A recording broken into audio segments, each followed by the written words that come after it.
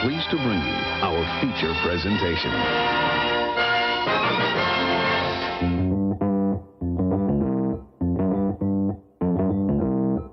Live from Joe's mom's basement, it's the Stacking Benjamin Show.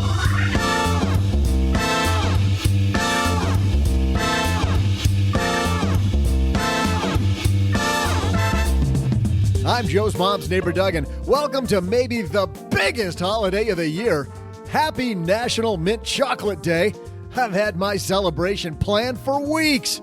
I'm going to eat all my favorite mint chocolate treats all day long. Speaking of treats, how about getting your budget in order?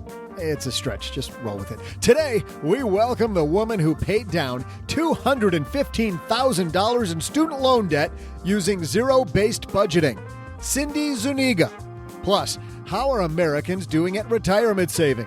We'll find out from the Director of Retirement and College Leadership at Fidelity, John Boroff. Of course, we'll still toss out the Haven Lifeline to a lucky caller, and I'll amaze you with some of my delicious candy-themed trivia. And now, two guys who probably should stay away from my chocolate. Hands off, guys. It's Joe and O-G.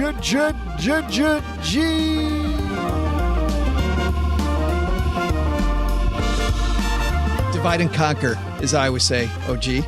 I'll distract him. I was going to say, I'll distract him and you go for the candy. and then we'll split it, 2 for me, 1 for you. Hey, everybody. Welcome to National Mint Chocolate Day. I am Joe Salcihi, Average Joe Money on Twitter. And what a holiday it is. And to celebrate, as Doug said, Cindy Zuniga coming down to the basement, OG. We found her on Good Morning America. Maybe we'll ask her some questions about going on that show, too. Can you imagine Good Morning America calling us? Nope. I cannot imagine that. Can't imagine that. If we wanted to hire somebody maybe to help us get on Good Morning America, we'd probably go to Indeed. Thanks to Indeed for supporting Stacking Benjamins. Are you hiring? With Indeed, you can post a job in minutes, set up screener questions, and then zero in on your short list of qualified candidates using an online dashboard. Get started today at Indeed.com/SB. Great Wednesday on tap. We've got Cindy Zuniga. We've got John Boroff from Fidelity. We got another headline first that's pretty interesting, so let's get this party started. Hello, darlings. And now it's time for your favorite part of the show, our Stacking Benjamin's headlines. Our first headline comes to us from thefinancialbrand.com. Fintech adoption in North America lags global acceptance. Did you see this piece? I did not. This is by Jim Maros, co-publisher of The Financial Brand. He writes, while the adoption of fintech services has skyrocketed globally, adoption rates in Canada and the U.S. are some of the lowest in the world. Is this good news for legacy financial institutions or a warning sign for the future? He writes. Over the last several years, the awareness and usage of non-traditional financial services has risen exponentially across almost all regions of the world, as fintech firms have matured from small, specialized startups to include global organizations offering a broad array of financial services. Customers are increasingly trusting those relatively new organizations to hold funds, process transactions, and provide credit and offer advice. According to the Global FinTech Adoption Index 2019, issued by Ernst & Young, adoption of fintech services has doubled every 2 years from 2015 to 60% in 2015, 64% in 2019. For this study, a fintech adopter is defined as somebody who's used 2 or more buckets of such services, since this indicates a habitual change in behavior. Why do you think that is? I feel like everybody's got a smartphone and we're all watching it to watch cat videos.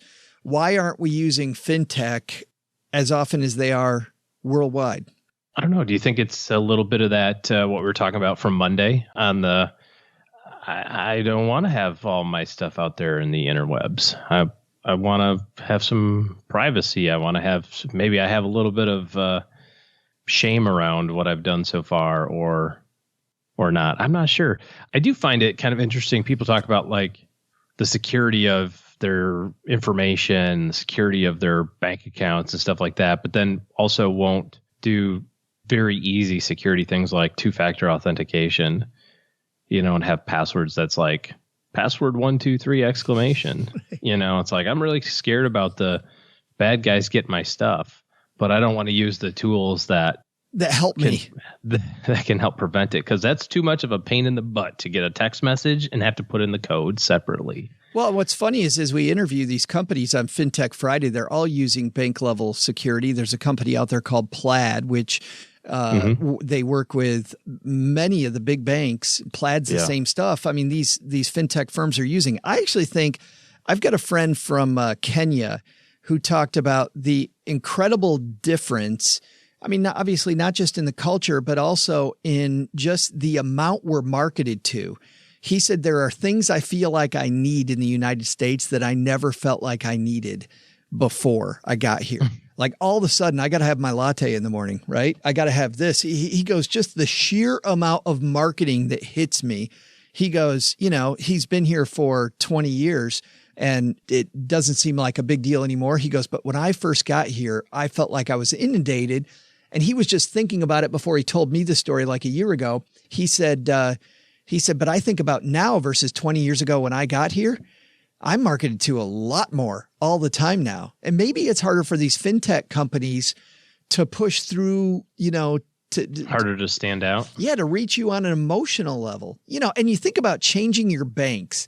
Somebody was saying this the other day that banking is really sticky, Oh, it's super sticky.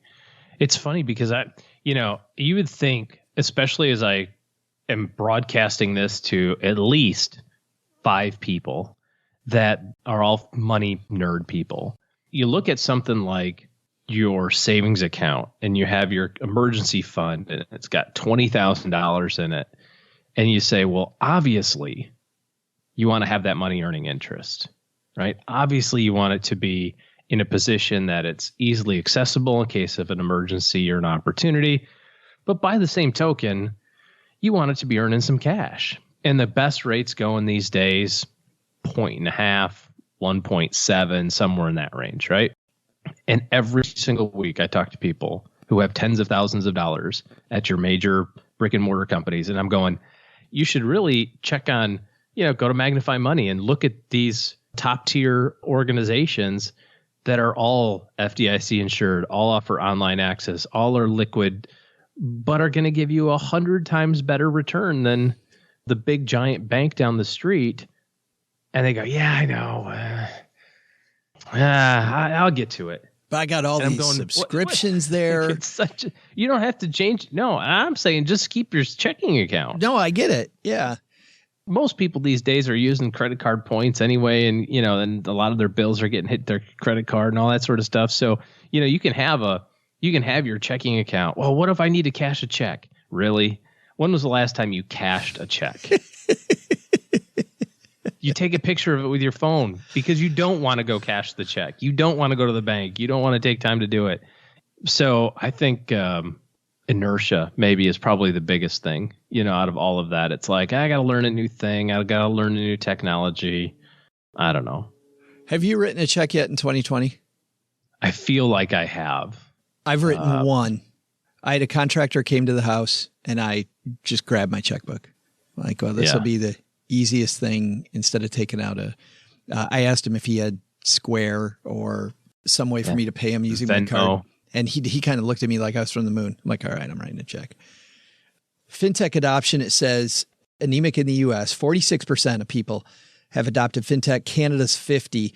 In comparison, FinTech adoption in Russia, 82%, Mexico, 72%, in the UK, 71%, and Australia, 58%, far exceeded North American adoption levels. Of course, in Russia, it's because you know that the hackers already got your info because it's your cousin Lenny who already knows everything about that. Well, I also wonder in some developing countries if it's a higher adoption rate because they don't know any different.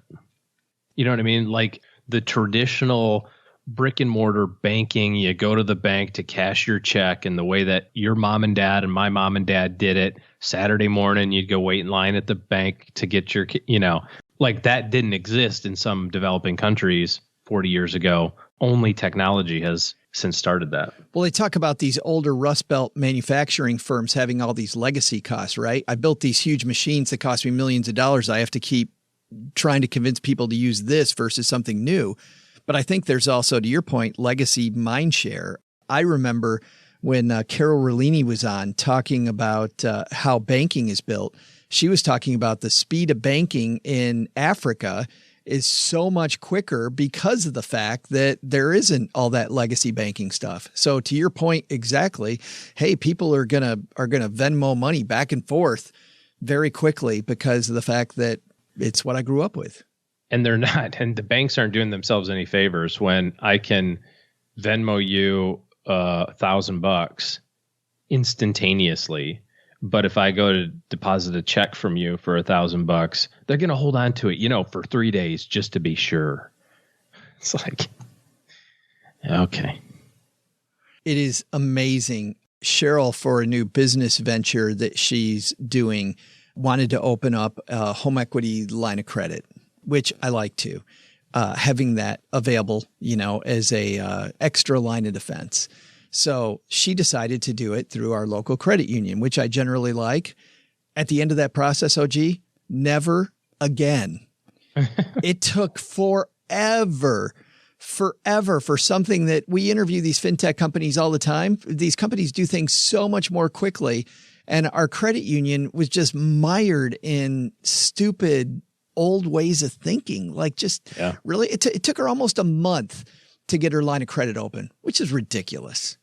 Just absolutely ridiculous. It seems like you should be able to do that in 3 days. We do these companies like Lightstream that sponsor the show that say, hey, you know what? We'll check your credit and bam, you could probably have money today. And I'm like, okay, it doesn't need to be today. If I need money today, then I probably need a better foundation for my financial future. But a week, maybe? Is some of that the fact that it's like regulations that are in the way, do you think?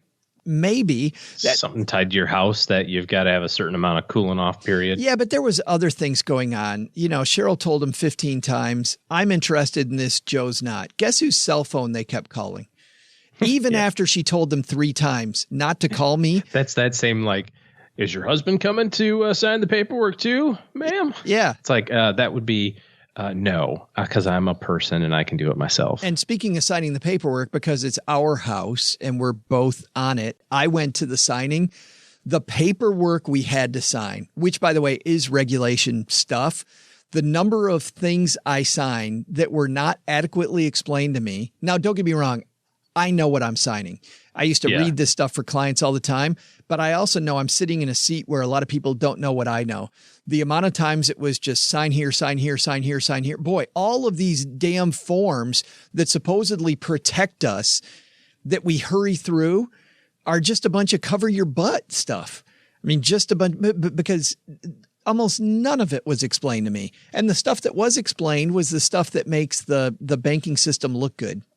Like the banker totally knew there were 15 things on this one page and he would point to the one that's easy and go, here's what you're signing here. I'm like, no, I'm also signing this one over here. But I just want to get it was a generic commodity transaction to me. So I wasn't going to belabor the fact that this dude is totally skipping over some pretty important stuff.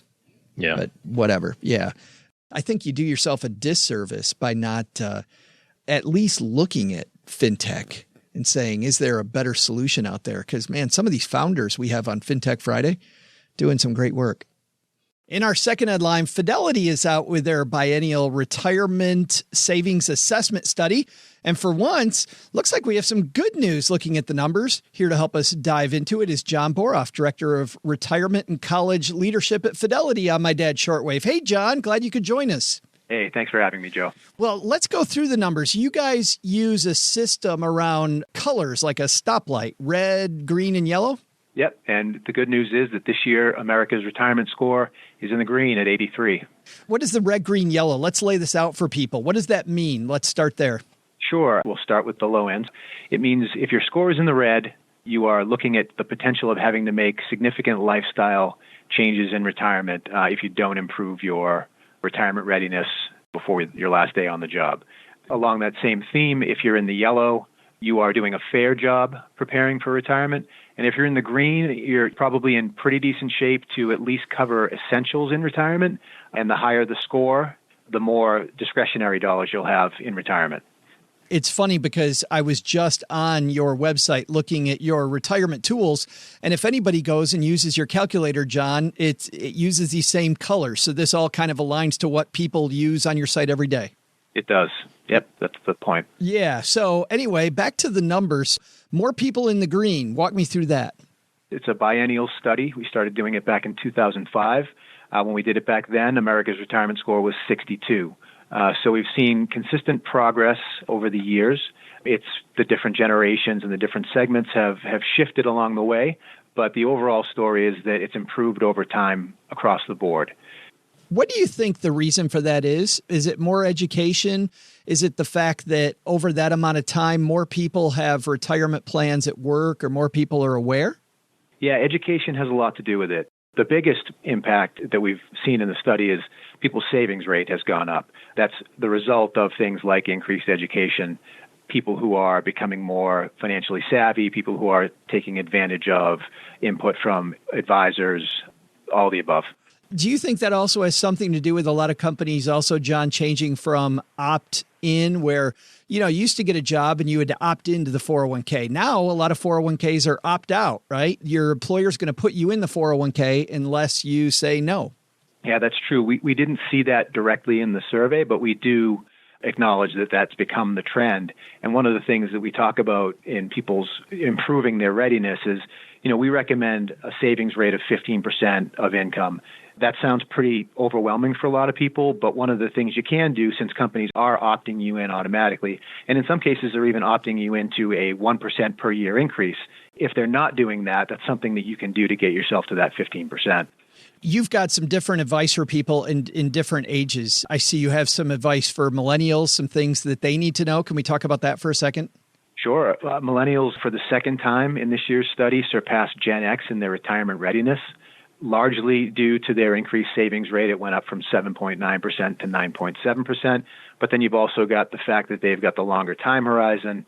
And one of the key things about millennials is they've got access to tools that the other generations didn't have at their age. So what you just talked about with being opted into a 401k, being able to use tools like some of the tools that Fidelity has to be able to know where you are, sort of judge where you are, take the appropriate actions, and increase your savings. Yeah, I like the fact that they're doing that at an earlier age, too. And I'm a member of Gen X. I got to go talk to my friends, John, because I don't want millennials ahead of me.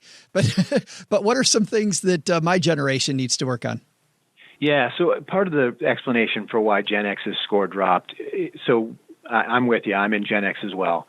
So we're entering peak earning years, but our earnings aren't outpacing our balances. And that's related to like different competing financial priorities, things like paying for kids to go to college. Some people are dealing with elder care, home ownership. So it's not anything to be terribly concerned about, but your opportunity when you're Gen X is to start taking, as we're hitting 50, start taking advantage of the catch-up contribution opportunity. Yeah, I love that idea. And I think a lot of Gen Xers, for so long we didn't have that ability, and now we're celebrating those magic birthdays where we can do it, and that's a huge opportunity. What do baby boomers need to work on? Yeah, boomers, they have the highest score. Their score was 87, so they're in shape to cover their essentials. The opportunities are really to sort of look at their retirement plans. So what does retirement really look like? Will there be income from employment during retirement? At what age are you going to stop working? When to take Social Security? What other income sources might you have? And then sort of determining how much to withdraw and from where. So they have a lot of opportunities. They're in the best shape among the generations, but they've got to really take a good hard look at what retirement really looks like. Yeah, but for them, it's like, a lot of warehouses around the world where it's just-in-time inventory. Like, I feel like it's just-in-time knowledge that they need to get. When it comes to advisors, you guys did some work in this area, which I found really fascinating. People did better if they had a financial advisor? True. The score was 6 points higher if you were working with an advisor. But we also found that the score was 7 points higher, regardless of whether you were working with an advisor or not, if you could answer 3 simple financial questions. They were centered around things like compound interest equity risk, and inflation impact. So if you could answer those questions, whether you're working with the advisor or not, you actually scored 7 points higher versus the 6 points you got from working with the advisor. So it's really important that people educate themselves whether or not they're working with an advisor, and that really has more of an impact than working with someone. I love that idea. I mean, I remember this from even going back to the business analogy, John. A lot of people, they get sick of something and they abdicate. You can't abdicate, but it's okay to delegate as long as you know what you're doing, is what it sounds like. That makes sense to me. The survey didn't have anything specific about that kind of responsibility delegation or abdication, but it absolutely makes sense. You need to be aware and be able to work with the advisor as opposed to having him work alone on your behalf. Yep, I totally think so. 2 more quick questions. Was there anything in here that surprised you? Well, millennials surpassing Gen X was a bit of a surprise, but again, I just sort of outlined the reasons why we saw that. It's just overall very good news. The general theme of the results is that we're seeing improvement over time. The message is getting through to people that they need to know where they stand, take the appropriate action. And one of the key things we always try to get across is not to be overwhelmed by this stuff. Regardless of your situation, there are moves you can make to improve your retirement readiness, was really the key message that came out of all of this. And that actually, nice job, not your first rodeo, John, because that was my last question, was what's the key takeaway? So nice work there. I'll bet you know a place, maybe a company that might have some tools people can use to work on their retirement readiness. I think I do. I think a great place to start is to go to fidelity.com/score. Anyone can go there and get their own score. If you're a Fidelity customer, you can go a level deeper in our planning and guidance center and work and make adjustments and look and see how the little things that you can do, whether it's increasing your savings rate or retiring a year later, how those things will impact your retirement readiness. And you know what? If you're walking the dog or you're on your commute, we have you covered. We'll have a link to that site on our show notes page at stackingbenjamins.com. John, thanks for helping us. Some good news for a change about retirement. I really appreciate it. Yeah, great to talk to you, Joe. Thanks. Big thanks to John for calling into the shortwave radio. And I know that John couldn't say this. He couldn't make this leap. But as you heard, OG, he wasn't debating me much when I said, it's great to have a financial advisor in your corner. But clearly, however, you still got to know the basics. You still got to know what you're doing. Those people scored the best. Which I think goes to show how important very simple financial literacy is. I wish that we could spend more time, especially for younger people, helping them understand and not just leave that to mom and dad to solve. I was talking to somebody earlier a week ago, just graduated college and making decent money. And he was explaining all the things that he was doing and said, well, what else is there to do? And I said, nothing. Just do that. Do what you're doing for the next 30 years. He's like, well, I thought that there would be more to do. I said, there's not. And here's where you're going to foul up. If it's going to get screwed up, here's what's going to happen. You're going to buy a house that's too big. You're going to kind of start playing keep up with the Joneses. You're going to do I can let off the gas on the savings now. And because I've got this other thing that I want to do, and I'll pick my savings up again in a year or two from now. And I said, instead, if you at 20 years old or 21 years old, set this foundation and then just go, I'm never going to, now I'm going to build my spending from now on. Almost like when you go from being a resident to a full-fledged doctor. If you can keep your spending at that level, if you can build in this case, we were talking about his savings rate. So if you can max out your 401k, max out your Roth IRA, and then from now on say, well, any dollar that I get above that, I'll consume or I'll use for a short-term goal or I'll build a house with it or vacation property or whatever. Don't interfere with that first level of savings, which is 401k and Roth in his case. And I said, you'll have $2 million by the time you're 40. You have so much more flexibility by doing it that way. And I wish that was taught to, high school kids and elementary school kids. And the hard thing, I don't know if you saw the Bill and Melinda Gates Foundation annual report this last week. So it's out. I haven't read it yet. Yeah. What's interesting is they talked about how they thought, they invest heavily on worldwide problems and hunger, and they're showing market improvement in that area, but they've been investing much longer and every bit as much money in education inside the U.S. And that isn't having a lot of effect. And the reason, they said, is because even educators can't come up with a consensus about the right way to teach stuff. And you look at these financial literacy courses, and I see there's another group trying to talk to high school seniors and stuff. And I hate to be cynical, but I even saw that they were doing this, and I thought, good for them. And I don't think it's going to work. That's the basic problem, is how do we teach them that, OG? How do we teach that? That's probably, I mean, clearly if it's above the Gates pay grade, it's probably above ours, but you know, alas, we will endeavor to keep on preaching the good news from this pulpit, and absolutely will, and go from there. Yeah.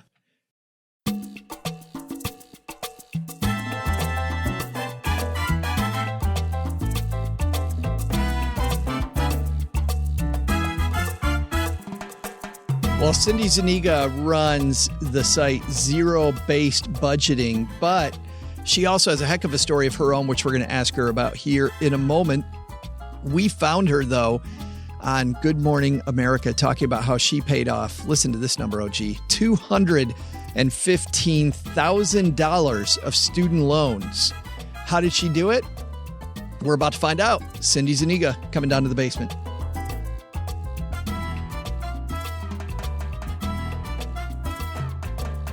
Coming down the stairs to the basement, fresh off of her appearance at Good Morning America, it's our new friend, Cindy Zuniga. How are you? Hi, good. Thank you for having me. Well, I'm going to ask you a little bit about Good Morning America and that whole process in a little bit, but let's talk about you and your background to start off with. You said on the Good Morning America piece that you come from a family that discourages debt. Like your parents were always like, hey, if you can't afford it, don't do it. Tell me a little bit about your upbringing. Right. So I'm the daughter of immigrants. My parents immigrated from Ecuador and Honduras many, many years ago in the early 70s. And from where my parents came from, this concept of credit was just not really a thing, right? Like, it's like, if you don't have the cash to pay for something, then you just can't afford it. That's just simply what it is. And so here they are, coming to the United States. And I mean, credit wasn't nearly as available, as it is now with just the use of a credit card, as it was back then, but it was still pretty available. And so, everything from, the shady furniture stores, right? That were eager to extend credit, so that you can furnish your apartment. My parents moved in and they had a mattress because that's all they could afford, when they moved into their 1-bedroom apartment in the Bronx. And so I was just raised very much with this mindset of debt is not good. It's not okay. And the only exception was for education. And that wasn't that my parents, see, they never phrased it as, oh, that's good debt. They just phrased it more as that's an opportunity for you to potentially invest in your future if you're smart about actually taking out the debt, right? Like, what kind of a degree are you going to get? What are you going to plan to do after school, after you graduate? So yeah, I think that really, really shaped my upbringing, because while we didn't have much by the way of financial abundance, if you will, it was just, let's be able to pay the bills, put food on the table. I did at the very least grow up with a mindset of, well, I'm not going to take on more than I can handle, as in, I won't take on debt. Well, so it's funny. So then I hear a term, like a lot of people listening will, of $215,000 of debt. That sounds like more than you can handle. But, tell me about the process then of signing for those student loans, because I can imagine, Cindy, coming from that upbringing, just every time you're signing for more debt, you must have this pit in your stomach. Right. So of the $215,000, about 90% of it was my law school debt. About 5%, I believe, was my undergrad debt. And the other 5% was the credit card debt. But what's actually funny is that when I was going to law school and I was taking out quite literally like $50,000 each year, law school is 3 years. For me, it was just more of like, well, this is just what I have to do. I didn't really have that voice in my head of like, oh no, don't do it. It was more of I need to do this if I want to become an attorney, right? And for me, that was quite literally the situation, right? I could not ask my parents for money. I could not work while I was going to law school just because I knew I wanted to be laser focused on my grades and in excelling in school. And so oddly enough, there wasn't really that feeling of, I think, hesitation or even guilt when I was taking on the law school debt, because I was so confident that I would be able to excel and get a well-paying job. I didn't know what kind of a job exactly, but I think that that's why I wasn't as hesitant. Now, the credit card debt, that is not something that my parents would approve of at all. But there were a lot of things that came up during law school, and even especially in the time between when I graduated law school and when I actually started my job, where I didn't have any income coming in at all. And so I did take on quite a bit of credit card debt, I think to the tune of about $11,000. And that's something that certainly my parents would not have supported. Everybody has this point, Cindy, but not everybody, but most people, where they just go, something's got to change. And they know exactly where they were. I know where I was. I remember answering the phone, another debt collector calling me and me going, you know what? I can't live this anymore. Something's got to change. Do you remember where you were when you went, you know what? I've got to do things differently?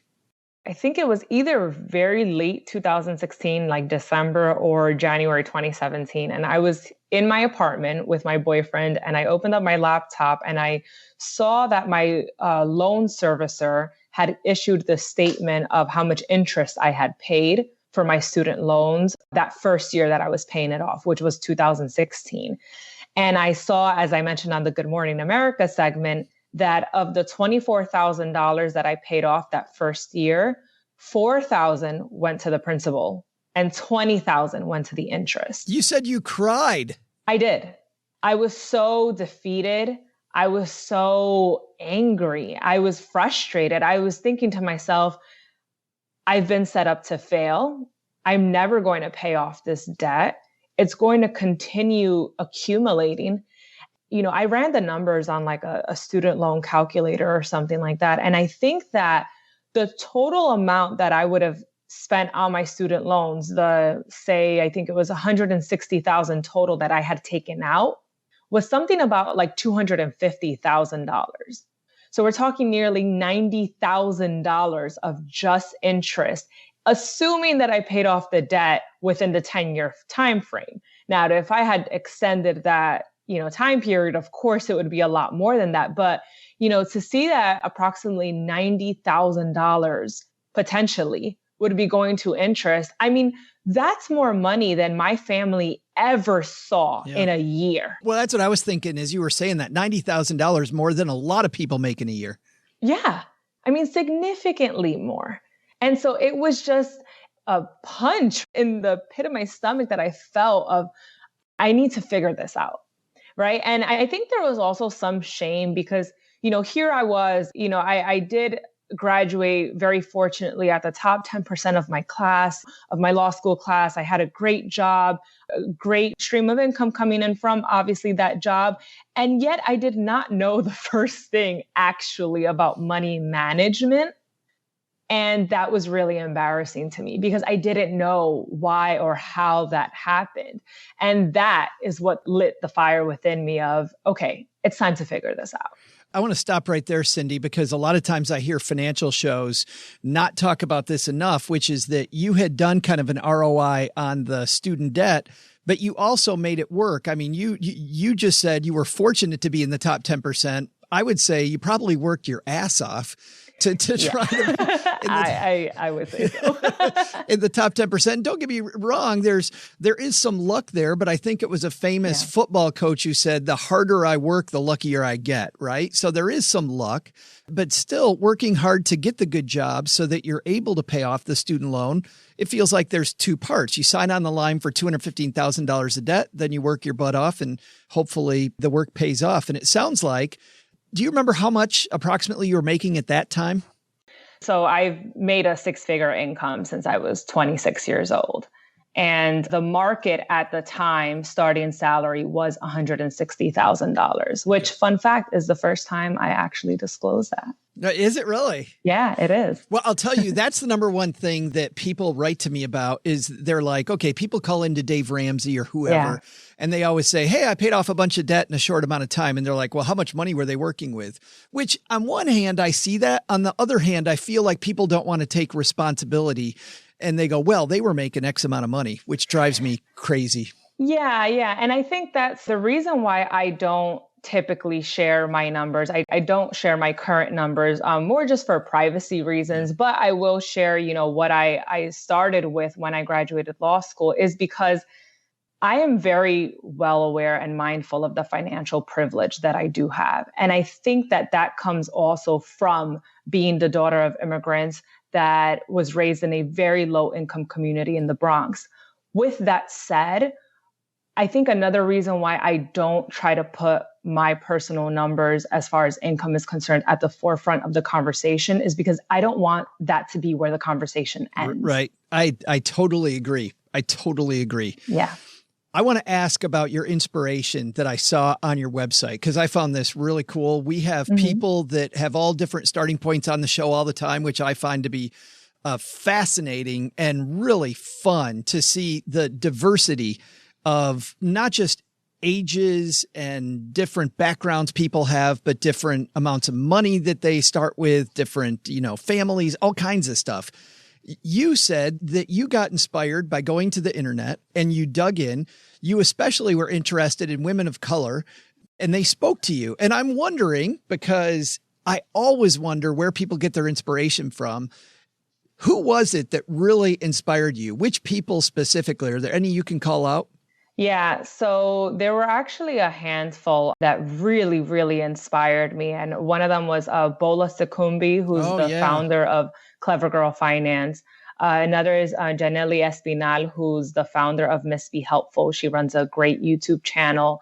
And then Jamila Sufrant, who's the founder of Journey to Launch podcast. And these are all women of color that have been very, very open about their journeys, but also their desire to uplift young millennial women and specifically women of color, because it is important to see that representation, right? It is important to see that there's either someone that looks like you or someone that has a similar life experience as you do.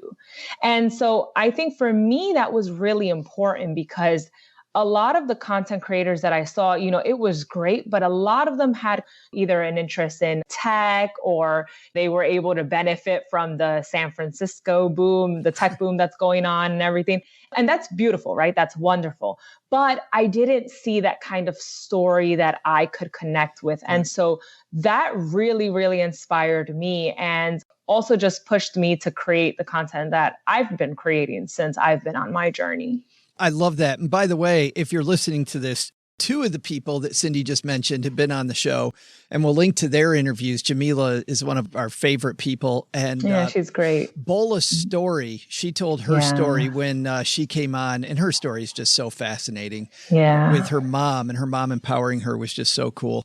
We'll link to those in our show notes page at stackingbenjamins.com for people that want to check them out. All right. So back to your journey. So now you're inspired. You've listened to people like Jamila, people like Bola, and you start putting things together. Where did you begin? As a practical matter, I refinanced my student loans. I read a lot about refinancing and how basically you'd take on this new loan with a private lender that would pay off your current existing loans, whether they be private, federal, and you would now have a lower interest rate with this private lender. And that was really important to me because, as we discussed, the interest was just really what smacked me in the face. And so I went from having roughly an average of a 9% interest on my student loans to about 4%, which was really, really great. And I also shrunk the time frame from 10 years to 5 years by refinancing. For the minimum payment, like the minimum that they would take. So you pushed that up and got the interest rate down. It feels like when I hear you say that, Cindy, like you took your anger at the $90,000 and channeled it. Yes. Yes, I had to because I knew, and something that I appreciate about listening to podcasts and watching YouTube videos is when people actually give the concrete steps that they took. Yeah. And not just speak in the abstract. And for me, the very first thing I did was I researched various student loan refinancing companies, and I decided, okay, this is what I'm going to do. And then after that came, actually confronting all of my numbers and really creating a budget, right? Like seeing where was my money going? How much was I actually spending on dining out? And so I actually went back to my credit card statements, my debit card transactions, and I took out different colored highlighters and I highlighted how much was I spending on Ubers, on dining out, on groceries, on basically everything that wasn't my fixed expenses, because I knew what I was paying towards my fixed expenses. It's those variable expenses that will get you and that could ruin your budget. And next, confront all of my numbers, including all of my expenses. That money, obviously now you got a much bigger payment toward your student loan, and you weren't happy with 5 years. You paid it off in 2, which means there was a lot of money that was 4 years, actually. Or in 4 years. I'm sorry. Yeah, 4 years. See, I shrunk it even more. 2 years would have been great, but 4 years. Right. Hey, I'll just lie to make it a better story. But you paid it off in 4 years. So that money was going somewhere. Where did you find mostly that you were now cutting stuff out of your budget that you had been spending before? Shopping.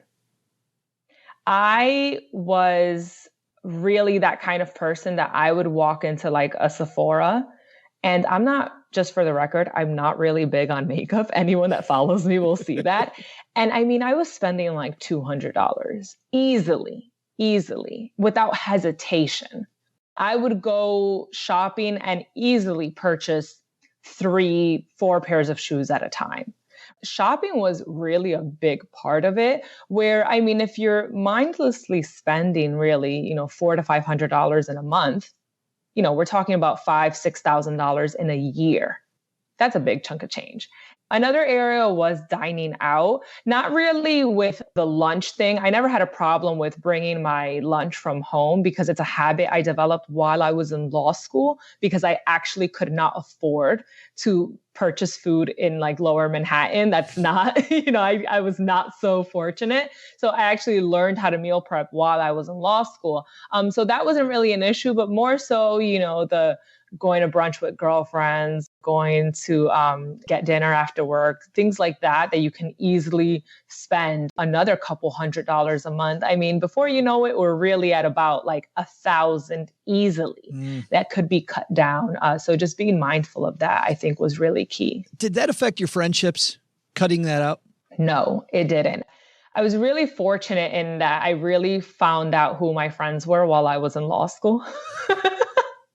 As you can imagine, I mean, I was a big nerd in law school. I still am a big nerd. But, in law school, I was that kid that, oh, let's go out to do XYZ. And it's like, actually, no, I'd rather review my cases and, things like that. So my readings. And I was able to see who not only in law school, but also out of law school was like my true friends. And so when I decided to go on the debt-free journey, and there were things like, hey, can we just go to that, can we go to the Met instead, right? The Met is a big museum here in New York City that's free. Like you can do, it's a donation based. Yeah. And so you can give, whatever you have in your heart to give.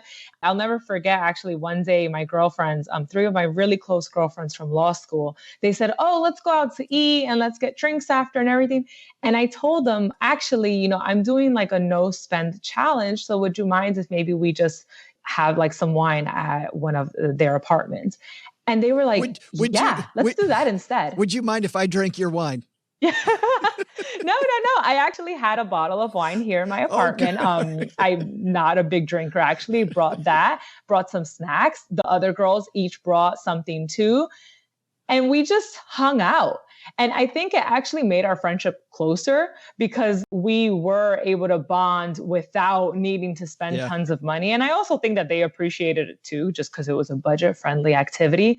And then in the summer, honestly, there's so many free things to do here in New York City that it's really easy to just, go to a really nice park or again, museums or outdoor exhibits. And so, I really took advantage of that. So I'm pretty well versed on the free things to do in New York, honestly. When did you first start zero-based budgeting? Not the website that you have now that you're known for, but when did you first hear about it and start implementing it in your life?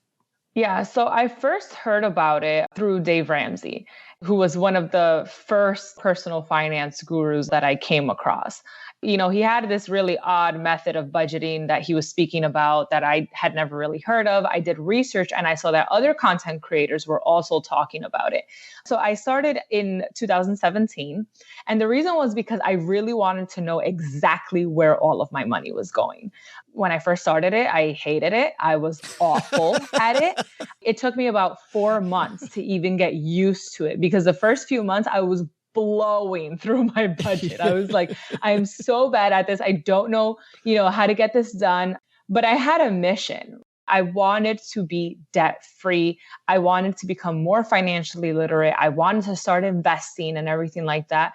And so I made it work. And I started tracking at the end of every single day. I took 2 minutes while I waited for the train at the end of the day, at the end of the workday on the platform. I would just punch in really quickly. I would ask myself, Cindy, what did you spend money on today? Okay, great. Plug it in. I used Dave Ramsey's app, the Every Dollar app for my zero-based budgeting. And I would just plug in my transactions. And I developed that discipline. Even now, years later, I'm debt-free. I still do the same thing just because it's a habit. It's a habit now. It's a great habit. Yeah. And I'm sure at this point, well, you see it on your website, Cindy, but now it's not a constraint. It feels to me like it frees you up.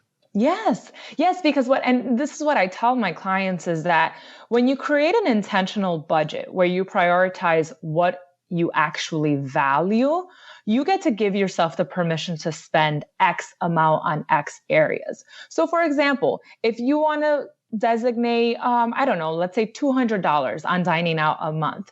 That is okay. You have the permission to spend those $200 on dining out. You don't have to say, oh, well, no, it's not in my budget. I mean, you're going to have to be aware of, okay, I spent 30 here, 40 there, 10 here. Yes, you have to be mindful of that, but that's $200 that you are now allowed to spend on that area. Same goes for travel or, if you want to get like a facial or pedicure or whatever it is, put it in the budget. It removes the guilt and the shame from spending, honestly. The other thing I found too, to your point, is that when I do those things, they're so much more intentional and so much more fun. Like now when I go out to a restaurant and eat, instead of it being just Tuesday and I'm at another restaurant, now I'm at a restaurant that I planned and I'm having so much fun because I'm actually being served food that somebody else cooked, which is not what I do every day anymore. Like it makes these things that used to be special so much more special again. Yes. Absolutely. Because I think that you treat it more as like an experience that you were intentional about, as opposed to something that kind of just happened. You spent money on. And then when you get back home, you're like, oh, crap. Like what happened there? I do. All right. There is an elephant in the room. I don't know if you know this, but you were on one of the biggest morning shows in America. Spoiler. That was a great stepping stone, I'm sure, for coming down to the basement, Cindy. Like you're like just getting warmed up by going on this Good Morning America program. I'm imagining like an email or a phone call. Do you remember where you were when they got in touch with you? Yeah, I was at work. I saw my email and long story short, I was connected to the producers at Good Morning America through my good friend Bola, the founder of Clever Girl Finance. And, they were doing a segment on how social media is being used in various areas of your life, right? As far as wellness is concerned, it could be health, it could be personal finance, food, anything like that. And so that segment was on personal finance. And so I was connected with the producer of Good Morning America, featured in a segment that really highlighted Bola and her story. And then a couple weeks later had my own segment, which was really, really cool and still surreal to think about it.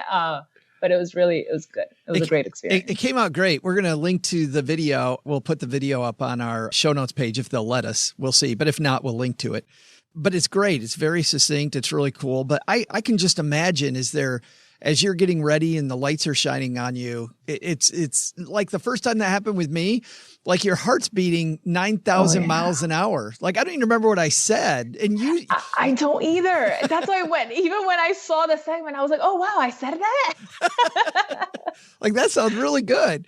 Yeah. Yeah. You seem to be very calm, cool, and collected when you did it, but not the case? No, not the behind the scenes. Behind the scenes, my heart was racing. My palms were sweaty. I was so nervous. It was, my first time doing this kind of a thing. I had been featured a few months back on Telemundo, which is Spanish network television, on a Sunday morning show.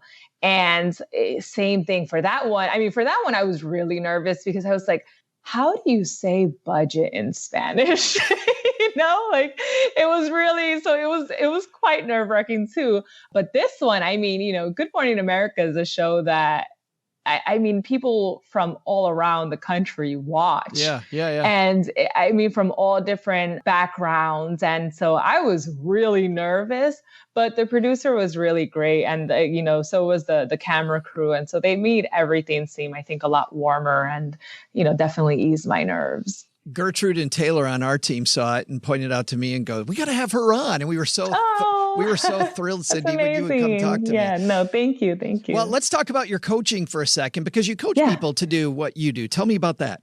Yeah, so I started my coaching business in late 2018, just because very informally, I just had friends and family that started reaching out to me and said, hey, can you take a look at my finances and, maybe give me some tips. I formally started it in early 2019, last year, registered LLC and all of that, because I started seeing the need for people to feel like they're sitting with a girlfriend over a cup of coffee and just chatting about finances. I wanted to make that approachable, right? I am very clear with my clients. I'm not a financial advisor. I don't sell anything, right? You basically pay for a session with me. I take a look over your finances. We talk about your goals, and we create a very concrete plan to achieve those goals. I think I just had maybe it was like 120th client this weekend. And it's really great because most of my clients are young women, but most are young women of color, right? And that goes back to why I started creating the content that I do, is because I really hope to speak to people, but particular people that might have that story of, they're the child of immigrants, that they were raised in low-income communities, that maybe that their parents' retirement plan. Right? Like, these are really tough issues that we deal with in my community. And because I've kind of opened the space of a no judgment, just let's chat about your credit card debt, your student loans, how you can best approach all of this, has been great, not obviously just for my clients, but for me too, and for my own personal growth. So yeah, it's something really exciting that I do. I love being, a personal finance coach. It's really fun. And it's something that, I hope to continue building. We'll link to your practice and your awesome site on our show notes page also at stackingbenjamins.com. Cindy, it was so great getting to know you. Congratulations on all the success. What an inspiring story, man. I'm fired up. Let's go. Let's go do something cool.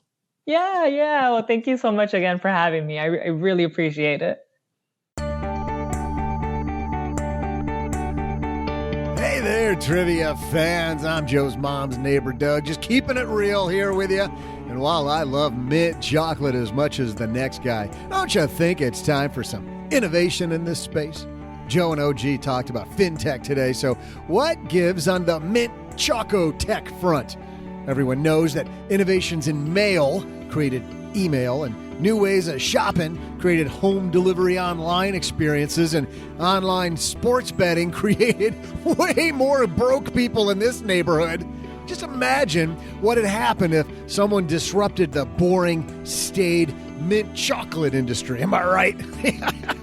So here's my idea. Ready? Let's just keep this between us, okay? I mean, what if I combined chocolate, with mint toothpaste. Those are two flavors that have longed to be together. So now you can clean your teeth while you enjoy your favorite treat. And it tastes totally naturally minty. I can only imagine how rich old Doug's going to be once this one takes off.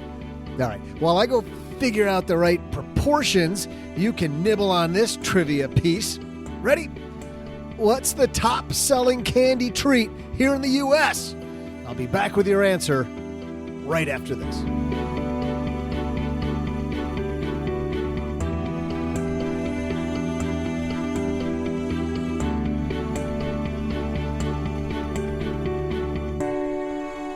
Well, I have to tell you that when we just recently hired a couple of phenomenal producers to help us try to find a way to continue making the podcast better all the time, we wondered a few things that I'm sure if you're hiring, you wonder.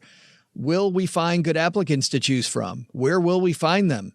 What about education and experience? I know my brother for his company tried many different sources at first and was very frustrated because of the fact that he didn't know where to find good people. So how will you know? If you've made the right hire? Indeed is here to help. Millions of great candidates use Indeed every day to find their next opportunity. You can post a job in minutes and use screener questions to help create your short list of applications fast. Sponsored jobs on Indeed accelerate the hiring process even further, boosting your post with premium placement, relevant search results, helping you reach even more applicants. Indeed gives you the smart tools to make hiring decisions quickly and to be confident that you're making the right hire for your team. Post your job today at Indeed.com to find out why more than 3 million companies use Indeed for hiring. That's Indeed.com/SB.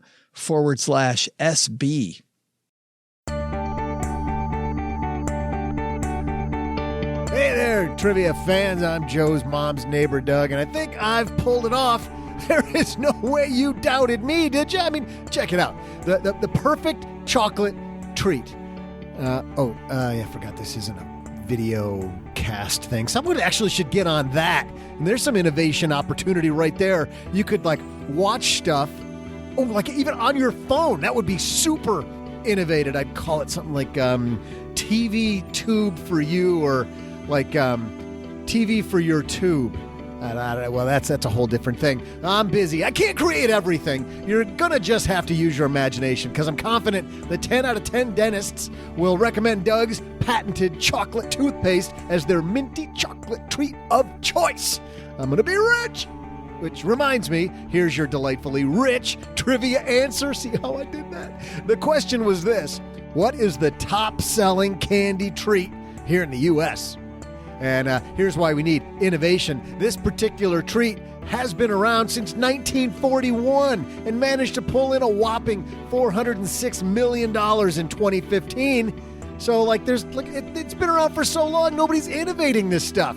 You probably already guessed what it was, right? I mean, you guessed M&M's. Easy. One of my easiest trivia questions ever. You get no points for this. Anyway, enjoy your limited time at number one, M&M's, because Doug's minty chocolate toothpaste is coming for you. See ya.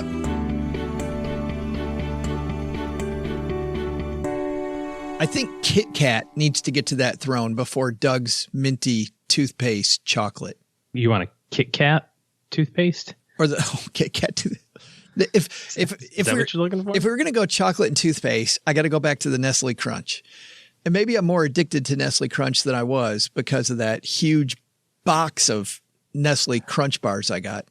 I have a candy favor to ask also, but I will ask it a little bit later. Deal. Right now, you know what I'm going to ask? But I got it right. I got Doug's trivia right. You did get it right. Nice job. Hey, I'm going to ask if we can throw out the Haven Lifeline and tackle some of life's most important questions.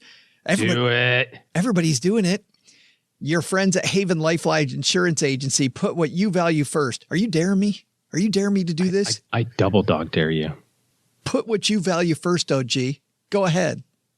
Well, as we are still on the Valentine's kick and we're on chocolate and mint, you can't go wrong with chocolate mint ice cream. Maybe a little Andes mints, those little Andes mints after dinner mints. Those are pretty good. Every time we go to Olive Garden, I want like 7 of them. I'm like, hey, you can just leave that whole bag here. That'll make up for the fact that I just ate Olive Garden. Exactly. No offense, Olive Garden. Just kidding. Olive Garden. There's some garlic. They do use a smidge of garlic from time to time in their Italian dishes. Chicken scampi from Olive Garden. I don't care what microwave it came from. You don't have to tell me. I still like it. Plus a glass of that cheap rosé wine. In and out of there for $12, and I'm a little bit buzzed and full of microwave you can carbs. Go run a marathon because you've got so many carbs in you. And I still won't burn it all off. It's actually your loved ones and your time is what you should value first. That's why Haven Life made buying quality term life insurance actually simple, take very little time because their application's simple. It's all online. You get an instant coverage decision. You don't have to go through what OG and I know about very well, which is, man, back in the day when I was an advisor, it took forever to do life insurance. There's some trickle down going on in terms of speeding this up in this space, but there's a long way to go. They've still got a long way. All policies issued by Mass Mutual, more than 160-year-old insurer. Today, by the way, it's stackingbenjamins.com/Haven Life and get that stuff done. Today, I should look at these ahead of time. Today, we're throwing out the lifeline to, this is what it says. Andre, the NFL dude. Say hi, Andre. Hey, Joe and OG, love your show, listen to it all the time. My name's Andre from Vegas, and I just wanted to throw something out to you guys. So we've got this new Raider Stadium coming, and then we had this Golden Knights before, and the hockey tickets and everything went through the roof, and it looks like the Raiders are going to do the same thing. So you've got these personal seat licenses, and, they cost X amount of money, and obviously, they last forever, essentially. So what I did was, not wanting to be priced out of the complete market, I peeled off of some part of my bond portfolio and just bought some PSLs with it. The crazy thing is that I've been offered way over the money that I had spent for them for the PSLs that I've already purchased. So I didn't plan to sell them. This is one of those things that I plan to keep for, over 10 years, because that was my horizon for what I had in my portfolio. So what I was thinking was, for you guys being money nerds out there, was there any kind of tracking for people buying stadium PSLs or the worth of PSLs? I know you guys do art and farms and tractors or whatever you do out there. Just wondering what you guys have out there for stadium PSLs. Love your show once again, and thanks for being there. Andre, that is very funny. Man, if we got fintech, maybe Andre's the next big fintech founder instead of like Acre Trader doing the farming stuff or you can own 1/100th of the 50-yard line seat at AT&T Stadium. That's right. And it'll only cost you $26,000. Yeah, pretty much. Yeah. I don't know anybody. So I don't know of any sort of tracking tool for any of this. It seems to me that the volatility of this particular seat or these seats will largely be determined by the quality of the product on the field. When your football team's not doing so great, you can get tickets pretty cheaply. When they're doing fantastic, it's a little more difficult. I'm thinking about my wife's a Michigan grad, and all through the 90s and into the early parts of the 2000s, the wait list to get Michigan football tickets were years and years and years. You put your name in as soon as you became an alumni, and maybe 20 years from now you'd get offered a ticket. Well, then they started sucking real bad, and all of a sudden those tickets came available pretty quickly. So I wonder if that's going to be the similar thing. If you've made some pretty good money on the seat license for the Raiders coming to Vegas, I wonder if it doesn't make sense to sell that and then use the proceeds to go to like a game or two a year for like the next 20 years.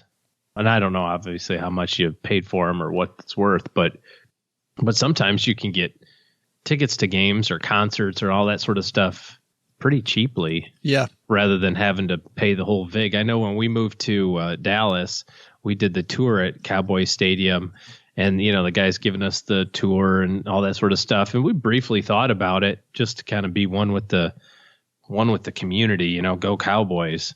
And then the guy rolled out how much it cost, and he's like, well, you want 4 tickets, because at the time we had 4 people in our family. He's like, these nice club level seats will be $10,000. Did you want a parking pass with that? That'll be another $1,000.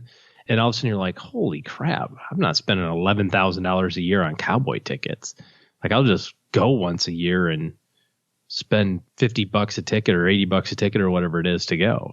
So if you're fortunate enough to have scooped them up at a low price, you might take your winnings and go. Of course, Tom Brady signs with the Raiders. Bam. Watch out. Super Bowl contender immediately. Yeah. So, looking through a couple things on this, Andre, number one is, when it comes to looking at sports teams as companies, of course, the Boston Celtics were at one point a publicly traded company that ended way back in 2003. But they went public in 1986 for $18.50 a share. And then when they were bought out, it was at $27 a share. Not a very good ROI. Not over that long time 3 frame. decades. Yeah, that's 2 decades. A decade and a half, right?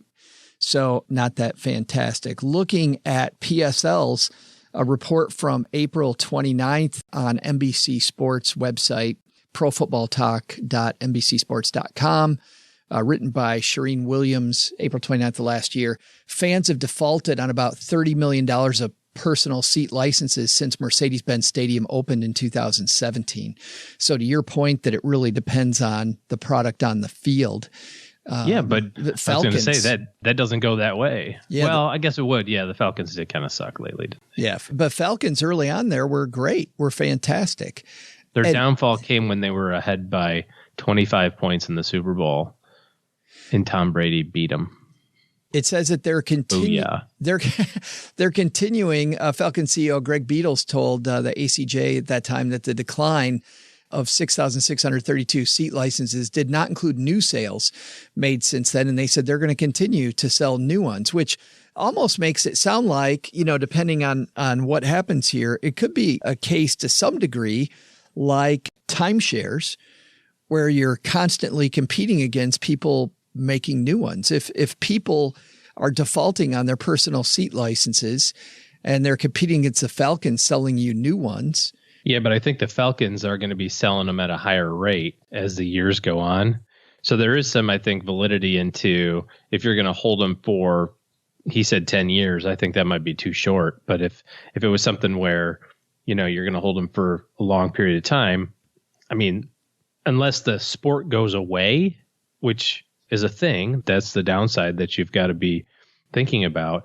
It costs how much more to take a family to, a ball game than it did 20 years ago? How much more does it cost to take a family to a football game, to a baseball game, to a soccer match, whatever? I don't think that you're going to see the trend of those prices go anywhere but up. So, it's a nice speculative play. I like it. Well, and here's what to cap that is, I remember, our conversation with David Stein back this fall. It is a bet, Andre. I mean, it's not an investment. Well, he's in Vegas, so. Right. It's not an investment. It's a bet. It is a bet. It's not an investment. I mean, investment is where you know what the underlying value really is. And the underlying value here is going to vary widely. Like pinning that down is incredibly difficult. An investment has to have an organization that's producing something. It has to produce income. It has to produce goodwill. And it's impossible to measure. I mean, Gillette razor blades, we know how much money they make. AT&T, we know how much DirecTV costs and how much money they make. Disney, we know how much ticket sales they have.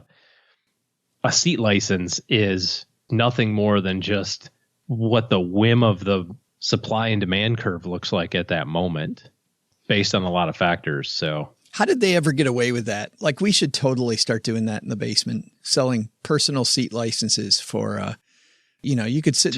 Listen, you can listen to it, but you gotta pay a licensing fee. Everyone, 100 people get to listen to the show if they pay a personal seat license, and you get to listen to the show. You could sell it to somebody else, but you can't. Wouldn't that suck? Well, you can listen first. Like you can have the good seats by listening first, and then like if you want to listen to today's show like next Thursday, that's like sitting in the nosebleeds. Right. You still pay a seat license fee. It's only $50.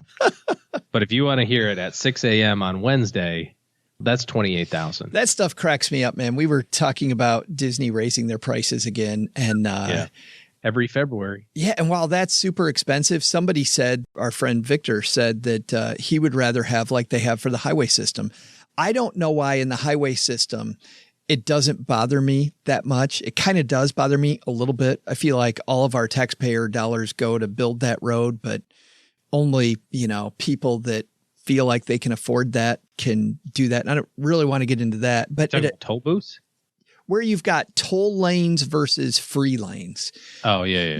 And you could decide. The dynamic toll lanes. Yeah, that still doesn't bother me as much as creating two different types of visitors to these parks. Because Victor said, he's like, I wish they'd keep it the same and instead like charge for the fast pass and charge for the expanded experience. Man, I go to Universal. They do that though.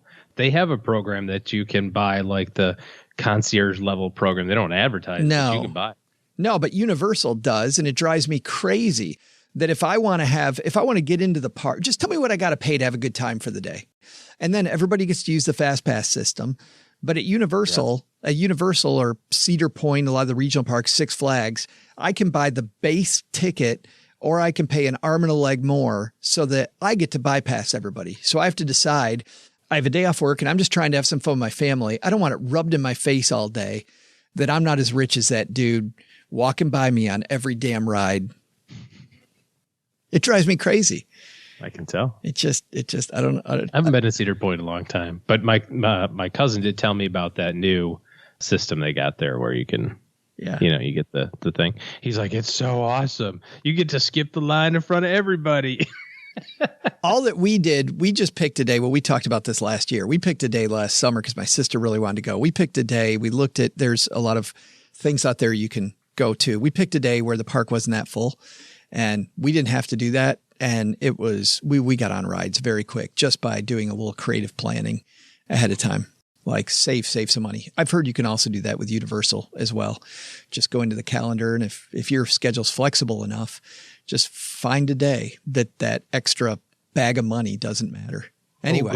Or go during spring break and you will need that extra bag of money and a whole bunch of patience too, for that matter. That took a right turn, Andre, didn't it? Andre's like, oh, are we talking about seat licenses anymore or the price of fast passes?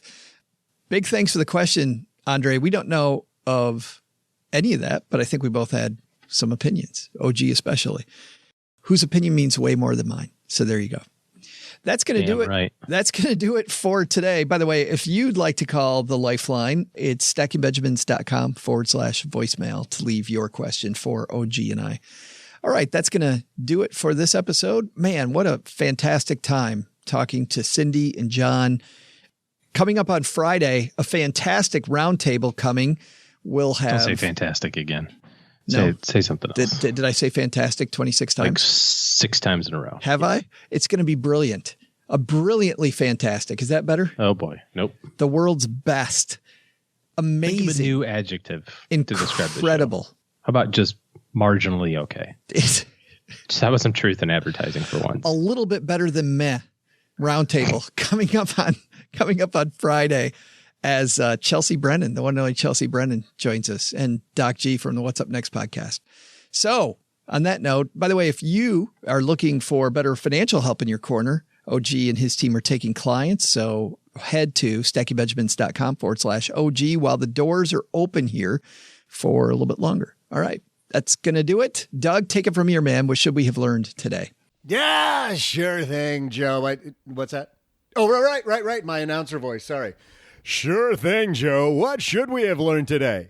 First, take some advice from Cindy.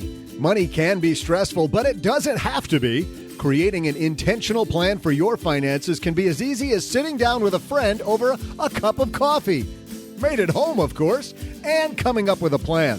Second, take some advice from John at Fidelity. Saving?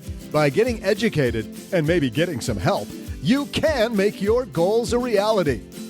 But the big lesson? Turns out Doug's chocolate toothpaste is not very easy on the old digestive tract, which brings up another idea. Turns out the laxative industry is about to get innovated on as I bring my invention to them and rock everybody's world and lower GI system. Special thanks to Cindy Zuniga for stopping by the basement. You can learn more by heading over to zero-basedbudget.com. Also, thanks to John Boroff from Fidelity for stopping by. Head over to our show notes page to learn more about how Americans are doing for retirement savings. This show is created by Joe Saul-Sehy, produced by Taylor Stevens, and engineered by the amazing Steve Stewart. Online, visit us on Twitter at SBenjaminsCast or on our Facebook page. I'm Joe's mom's neighbor, Doug, and I just jumped the shark. SB Podcasts may receive payment on the show from sponsors and guests in the form of books, giveaway items, discounts, or other remunerations. That's a big word. There's no way you take advice from these dorks, but like Joe's mom always says, don't take advice from people you don't know. This show is for entertainment purposes only, and before making any financial decisions, consult with a real financial advisor.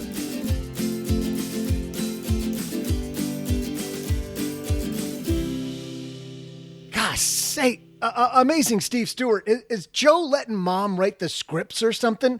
He knows I hate these words like the words like treats and yummy and super and it's driving me crazy. Next thing I know, he's going to have like moist in there and picnic and words everybody hates. It's driving me crazy.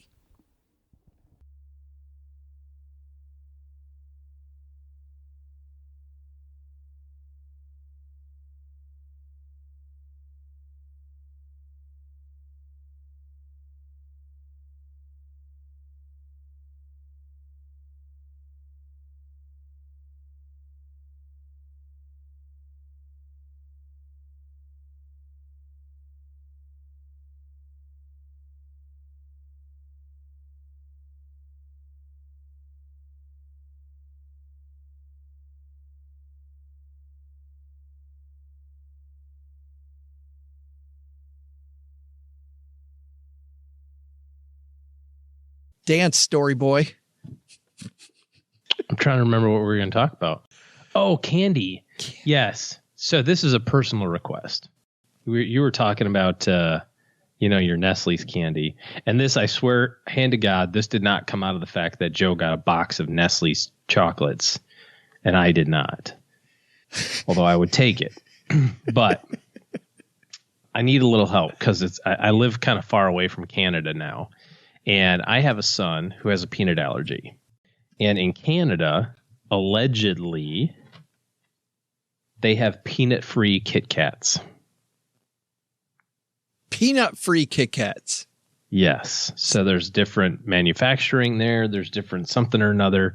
But I would really like it if someone got in touch with me who lives in or near Canada and said whether or not that's true. If they could confirm that.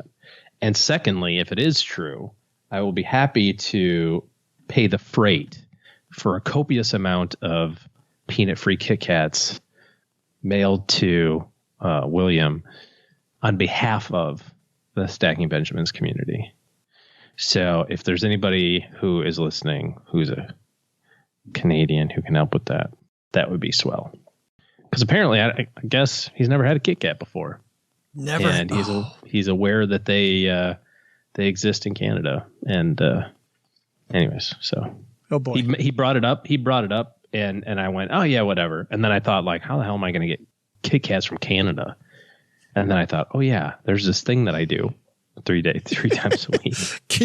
You might know a Canadian, or a Canadian might know you. I might know somebody that can help, yes. Or somebody might know me. So, but anyway. Could you see somebody at the border? We did that. We did that. Where are you headed?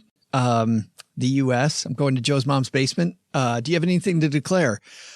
I got a bunch of Kit Kats in the back. No, that's what happened. We did that when we lived in Michigan. So William has had a peanut allergy for, since he was a baby. And at Halloween time, we drove across the border to go to the grocery store in Windsor. And we go through the border, no big deal, get our candy. The whole the trunk's loaded with candy from Ontario. And we come back like almost immediately. I mean, how long does it take to go to the grocery store, right? It's a half-hour process. So we come back through immigration again at the border. They're like, did you forget something? Like, what were you doing? You've been in Canada for 11 minutes. I'm like, oh, yeah, we went to the grocery store. My son has a peanut allergy. So the guy was like, open the trunk. I mean, he was like, sure he does, buddy. Let's take a look at what's going on really here. And they went through the whole trunk of the car. We had the receipts and the grocery. I mean, it's just a grocery trip basically, but full of candy. So my friend Danny back in middle school was the youngest of 9 kids. And they would always on the 4th of July head to Canada and this lake up along the east shore of Lake Huron. And just this beautiful, beautiful park. But they went across the border, and the border guard into Canada said, so you have anything to declare? And Dad just looks at the border guy and says, nope. And Danny said, but Dad, what about all these fireworks in the back? And no, he didn't. He did. Oh, man. Yes. He told that story to me in 8th grade, that he did that when he was in like 4th grade. And his dad just obviously then was like, dude. Well, other than the fireworks, I mean, I don't have to declare anything. Other than the fireworks, I'm good.